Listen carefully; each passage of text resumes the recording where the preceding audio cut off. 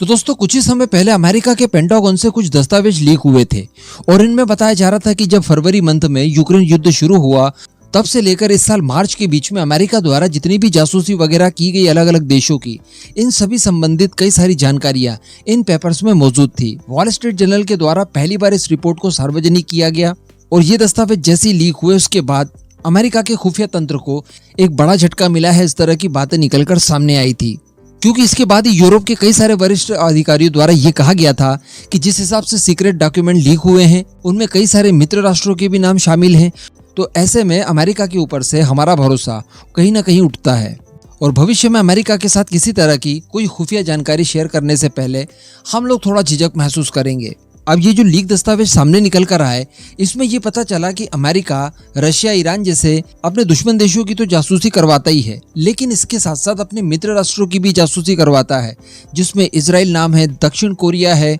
खुद यूक्रेन है, साथ में यूनाइटेड किंगडम यानी ब्रिटेन है और इसके अलावा जो सबसे बड़ा नाम निकल के आ रहा है, जो हमारे लिए सबसे ज्यादा चिंता का विषय है, वो है भारत। जी हाँ, बताया ये जा रहा है, कुछ खबरें निकल कर आ रही है जिनके अनुसार अमेरिका द्वारा भारत की भी जासूसी की गई है। साउथ एशिया इंडेक्स के द्वारा इस बारे में डिटेल में जानकारी दी गई है जो मैं आज आपको इस वीडियो में बताने जा रहा हूँ। वीडियो को कहीं से भी स्किप मत कीजिएगा और चैनल को सब्सक्राइब जरूर कर लीजिएगा। तो यहाँ पर भारत से संबंधित जो जासूसी अमेरिका द्वारा की गई है, जिसको लेकर दावे किए जा रहे हैं, वो सीधे जुड़ी हुई है भारत के एनएसए अजीत डोवाल साहब से संबंधित। जी हाँ, कुछ ही समय पहले उन्होंने अपने रशियन काउंटर पार्ट यानी रशिया के जो एनएसए है जिनका नाम है निकोले पत्रुशेव, उनके बीच कुछ मीटिंग वगैरह हुई थी और जो बातचीत इस मीटिंग के दौरान हुई थी उससे संबंधित भी कई सारी जानकारियां लीक हुई है। ये जो दस्तावेज लीक हुए हैं इनको देखने के बाद ऐसा लग रहा है कि रशियन एनएसए द्वारा भारत के एनएसए को किसी काम के लिए मनाने की कोशिश की जा रही है, जिसके लिए अजीत डोवाल साहब इच्छा तो नहीं रखते लेकिन बाद में उन्हें बात माननी पड़ती है। और ये किस बात के लिए मनाया जाता है उनको, तो इस संबंध में जानकारी दी गई है कि पत्रुशेव द्वारा बायलैटरल प्लेटफॉर्म्स पर रशिया को भारत समर्थन दे, इस बात के लिए मनाने की कोशिश की गई है। और फाइनली इसको लेकर भारत की तरफ से यानी अजीत डोभाल साहब की तरफ से इस बात का आश्वासन भी दिया गया कि हाँ, जो भी बायलैटरल प्लेटफॉर्म होगा जहां पर हमारी उपस्थिति होगी वहां हम आपको सहयोग करेंगे। जिसमें दो चीजें निकलकर सामने आ रही है। एक तो भारत के अंदर होने वाला G20 सम्मेलन, ये भी एक ऐसा प्लेटफॉर्म है जहां पर दुनिया भर के कई सारे देश मौजूद होने वाले हैं। 20 तो अकेले G20 के सदस्य हैं, बाकी भी अन्य कई देशों को भारत द्वारा इनवाइट किया गया है। तो G20 के प्लेटफॉर्म पर भी रशिया यूक्रेन वॉर संबंधित किसी तरह की एंटी रशिया एक्टिविटी न हो, इसके लिए भी इसमें बातचीत की गई है और रशिया को लेकर कोई भी यहाँ पर मुद्दा ना बने, इस बात के लिए आश्वासन लिया गया था भारत की तरफ से और भारत ने दिया भी। और इसके परिणाम स्वरूप हम लोग देख पा रहे हैं कि भारत ने G20 के दौरान इस बात को बड़ी प्रमुखता से रखा कि आप इस प्लेटफॉर्म का इस्तेमाल एंटी रशिया एक्टिविटी के लिए नहीं कर सकते।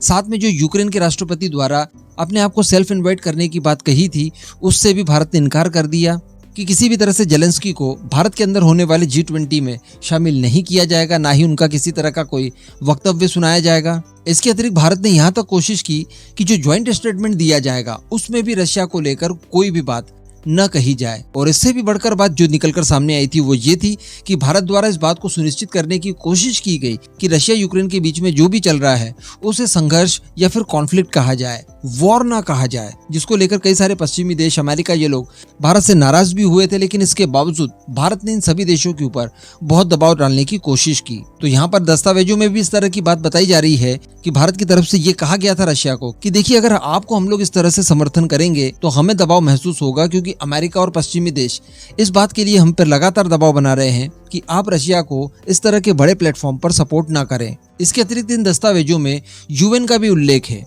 यानी यूएन में अगर इस तरह के कोई प्रस्ताव लाए जाते हैं जो कि रशिया के खिलाफ हों तो वहां पर भारत वेस्टर्न लॉबी के साथ खड़ी ना हो जाए और रशिया के खिलाफ किसी तरह की कोई वोटिंग न करे, बल्कि यहाँ पर अपने अधिकारों का इस्तेमाल करते हुए अपना जो रुख है शुरुआत से तटस्थ रहने का, उसी पर बने रहे। तो ये भी एक तरह का साइलेंट सपोर्ट होगा रशिया के लिए भारत की तरफ से। तो इसका मतलब रशिया को लेकर भारत का किन किन प्लेटफॉर्म्स के ऊपर क्या क्या स्टांस रहेगा, ये सारी कुछ जानकारियां अमेरिका के पास पहले से ही थी। तो खैर इनका उतना ज्यादा फर्क तो नहीं पड़ा, क्योंकि सारी जानकारी अमेरिका के पास अगर पहले से ही थी, उसके बावजूद भारत ने वो सारी कुछ चीजें की जो भारत चाहता था। लेकिन यहाँ पर सबसे बड़ा प्रश्न ये है कि इस तरह की जासूसी अमेरिका करवाता क्यों है, और इससे भी बड़ी बात कि भला भारत को अभी तक इन सब के बारे में पता कैसे नहीं चला। यानी अमेरिका का खुफिया तंत्र कितना ज्यादा मजबूत है, इस बात से ये पता चलता है कि वो इतनी सीक्रेट जानकारियां भी पहले से ही हासिल कर लेता है।